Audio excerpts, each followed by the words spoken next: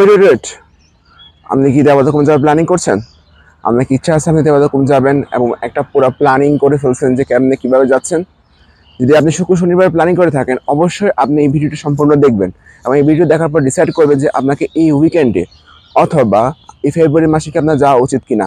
দেবদখম চালু হয়েছে মাত্র কিছুদিন হচ্ছে, অনেক 2 বছর পর এই দেবদখম চালু হচ্ছে।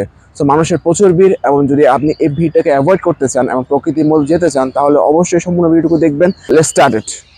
হ্যালো, আসসালামু আলাইকুম। আমি সাকিব, আমি ঘুরি, এক লাইফ এক্সপিরিয়েন্স শেয়ার করি। আমার এক্সপিরিয়েন্স কেমন ছিল, আমি কীভাবে গিয়েছি, ওখানে যেতে আপনার কত খরচ পড়বে, একদিনের সম্পূর্ণ ট্যুর সম্ভব কিনা, সব কিছু পেয়ে যাবেন এই এক ভিডিওতে। সো ভিডিও স্টার্ট করা যাক। আজকে 14ই ফেব্রুয়ারি, সো ভালোবাসা দিবস। ভালোবাসা দিবসে প্রকৃতির প্রতি ভালোবাসা প্রকাশ করার জন্য আমি চলে যাচ্ছি দেবদখম।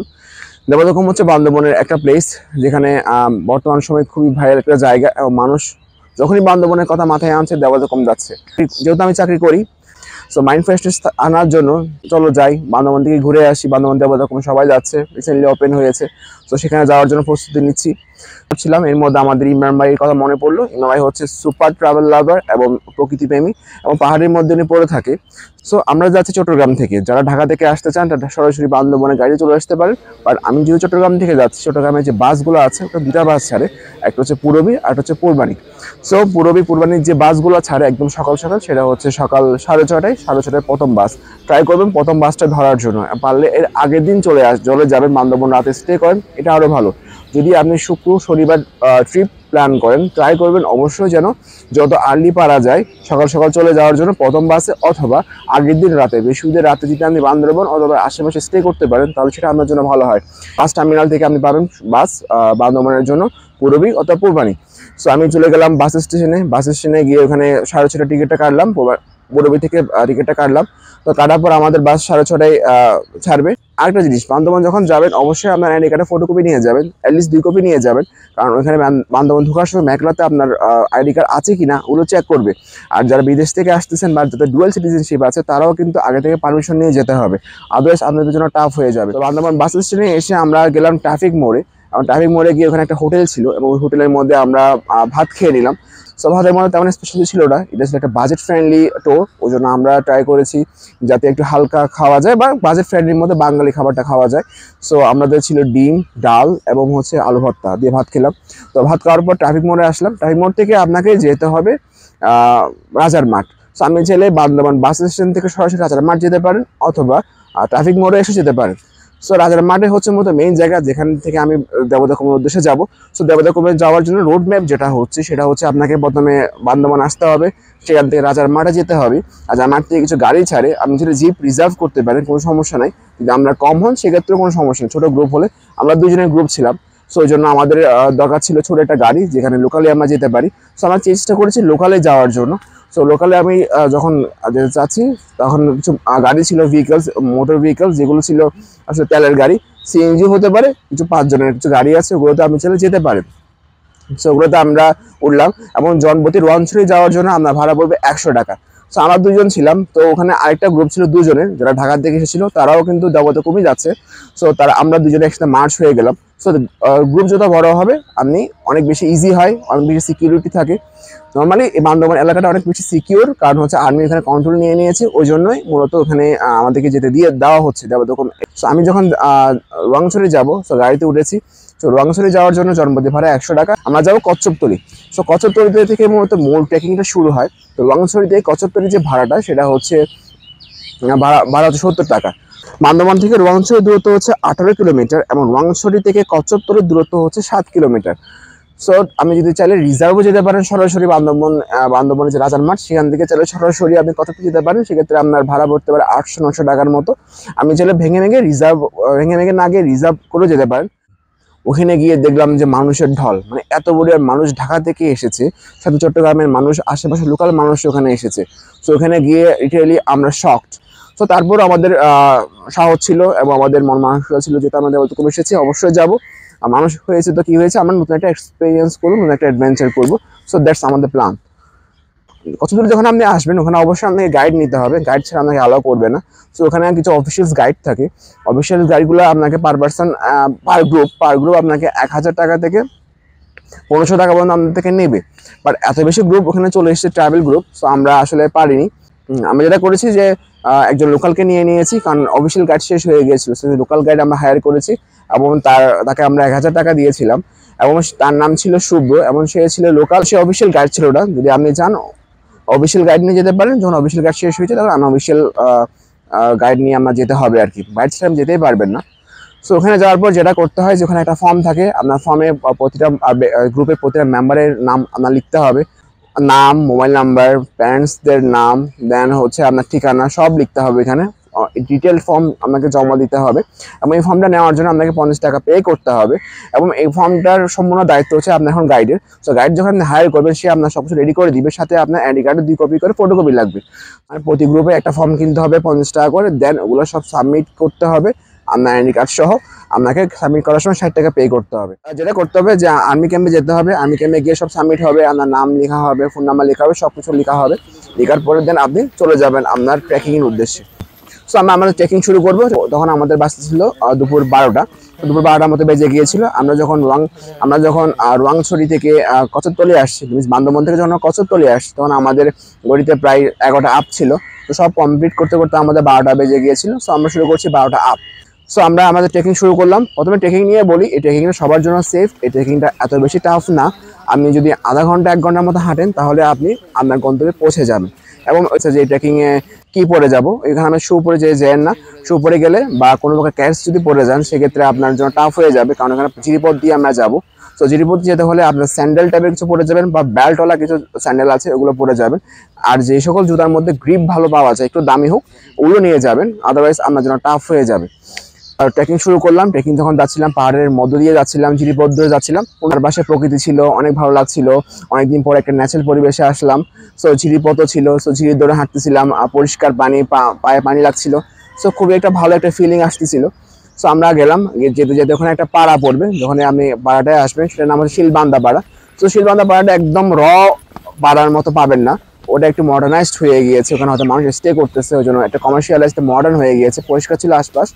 সো শিলবান্দা পাড়ায় আপনি চলে ঘুরতে পারেন। সো আমরা শিলবান্দা পাড়া কোর্স করলাম। শিলবান্দা পাড়া কোর্স করার পর একটা ক্যাম্প দেখতে পাবেন, ওখানে আপনাকে বোর্ড নিতে হবে। সো ভেলা বা নৌকা যে কোনো একটা আপনি নিতে পারেন, এটা আপনার চয়েস, বাট পার পার্সন 200 করে আপনাকে পে করতে হবে।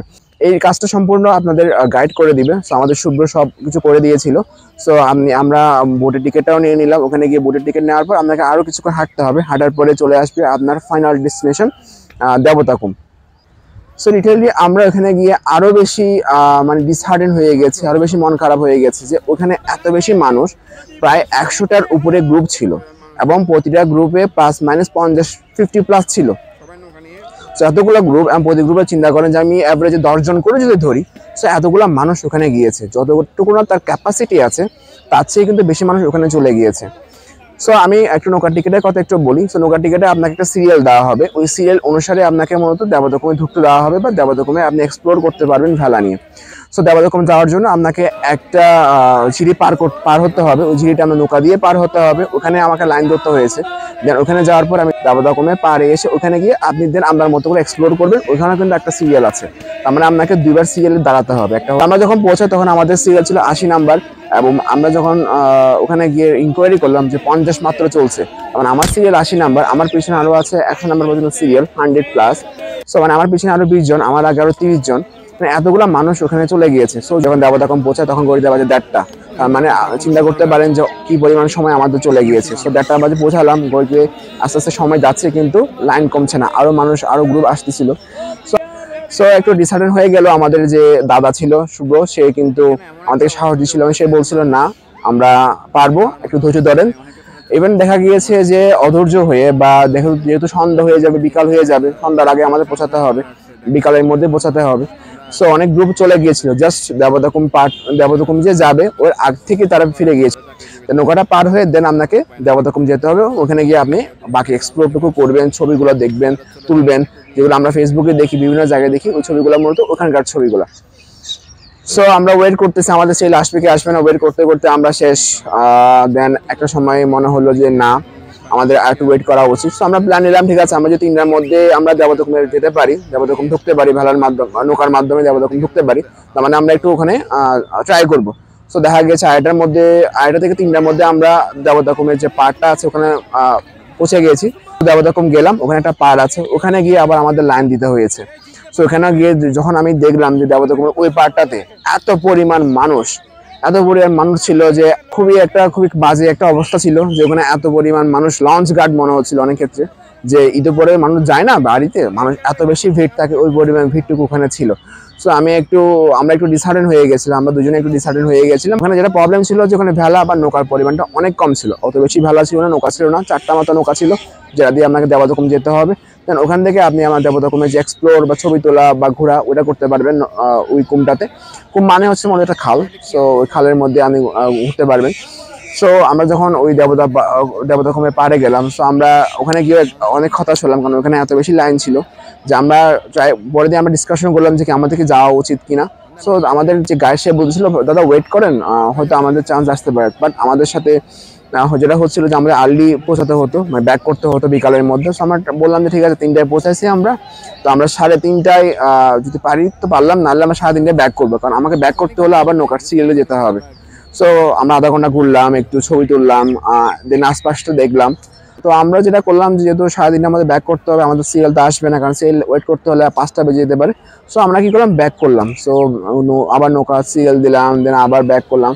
সো ব্যাক করতে করতে যেটা হলো যে আমরা এবার ডিসাইড করলাম যে আমরা ঝিরি পথে যাবো না, একটা পাহাড়ি পথে যাবো। সো শুকনা পথ, তো পাহাড়ি পথে যাচ্ছিলাম। সো ওখানে গিয়ে মূলত পাহাড়ের যে রিয়েল ফিলটা ওখানে আমরা পেয়েছি। সো খারাপ পাহাড় উঠতেছিলাম, সো খুবই ভালো লাগছিল। এবং ওখানে আস্তে আস্তে রোড হয়ে যাচ্ছে, সো রোড হয়ে যাওয়ার কারণে আর একটু কমিউনিকেশনটা ইজি হবে।